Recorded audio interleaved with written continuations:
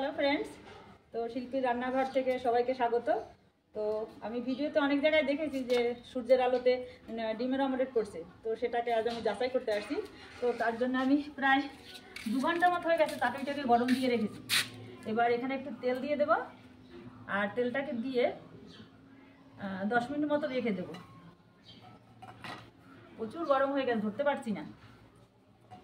তো এভাবে আমি 10 মিনিট রেখে দিয়ে আবার পরে আসছি, ডিমটা দিয়ে দেখাবো। তো গাইস, আমি আবার এসে পড়েছি।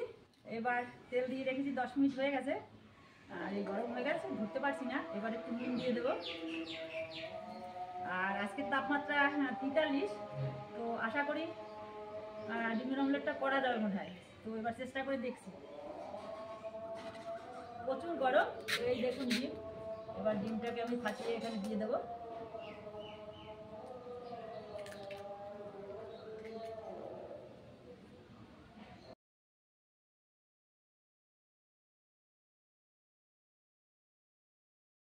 দেখছি একটু একটু করে ডিমটা ফুটতে শুরু করছে, তো মনে হয় হবে।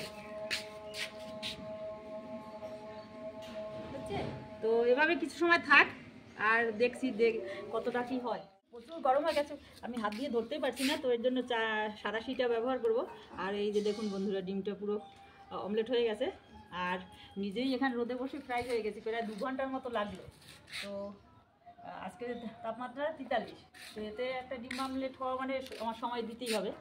আর যদি এখানে 70-72 হতো, তো তাহলে খুব তাড়াতাড়ি ডিমের অমলেট হয়ে যেত। এবার আমি ডিমের অমলেটটা খেয়ে দেখাচ্ছি কেমন হয়েছে। গরম প্রচুর, পারফেক্ট খেতে হয়েছে। তো আবার পরের ভিডিও নিয়ে আসছি বন্ধুরা, টাটা।